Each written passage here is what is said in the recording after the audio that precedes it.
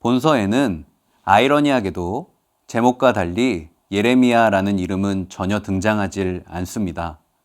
하지만 학자들은 다음의 대표적인 두 가지 이유를 들어서 저자를 예레미야로 추정합니다.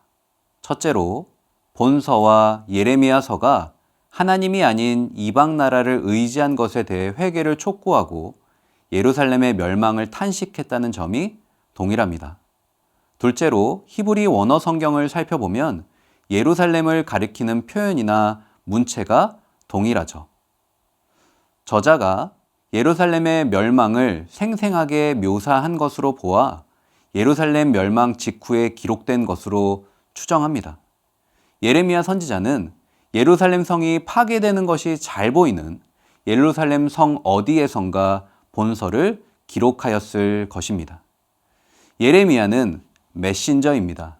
메신저는 발신자의 메시지를 수신자에게 가감하지 않고 전해야 하죠. 즉 예루살렘 성이 함락된 그 상황 속에서 하나님의 사랑의 음성, 구원의 새 언약을 이스라엘 백성들에게 전하고자 했던 것입니다.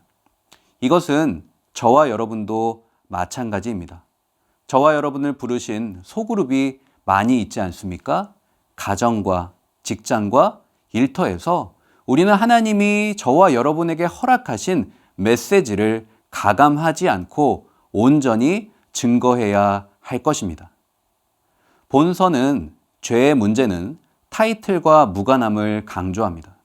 즉 하나님의 백성이라 할지라도 죄를 짓고 회개하지 않으면 결코 심판을 피할 수 없다는 것이죠. 하지만 거기서 한 걸음 더 나아가 회복의 메시지를 강조합니다. 만약 아무리 큰 죄를 지어도 진심으로 회개하기만 하면 하나님께서는 반드시 회복시켜 주십니다. 특별히 하나님의 회복은 단순한 원상복구의 차원이 아니라 이전과 비교할 수 없는 차원의 새로운 역사입니다. 사랑하는 여러분, 회개 없는 회복은 없습니다. 회복하려면 반드시 회개해야 합니다. 하나님께서는 회개하는 자에게 기대 이상의 기도 응답을 반드시 허락하실 줄로 믿습니다. 본서는 5개의 시가 병렬적으로 기록됩니다. 하지만 이 5개의 시들은 유기적으로 연결되어서 하나의 점층적인 분위기를 연출하죠. 그래서 조금만 자세히 들여다보면 본서는 마치 크레센도 같습니다. 절망과 탄식으로 처음에는 시작하지만 3장에 이르러 그 탄식은 구원에 대한 희망으로 바뀌고 마지막 5장에서는 구원에 대한 강한 확신에 도달합니다. 우린 여기서 한 가지 중요한 인사이트를 발견합니다. 그것은 바로 문제는 하나님이 아니라 하나님을 신뢰하지 못하는 나 자신이라는 사실입니다. 문제는 하나님을 향해 문제를 끌어안고 눈물로 기도하지 못하는 연약한 나 자신이죠. 저는 예레미야 애가를 묵상하는 저와 여러분이 반드시 절망 속에서 내게 구원을 베푸실 하나님을 바라보시기를 간절히 축복합니다. 예레미야 애가는 전혀 다른 색으로 칠한 동전의 양면 같습니다.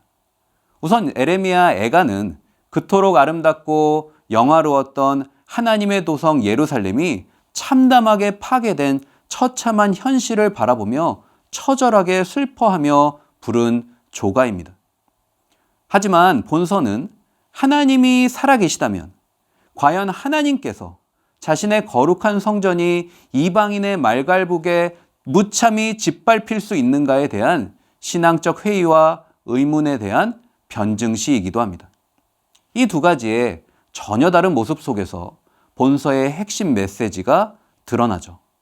그것은 바로 장차 성취될 이스라엘의 구원을 약속한 하나님의 새 언약입니다.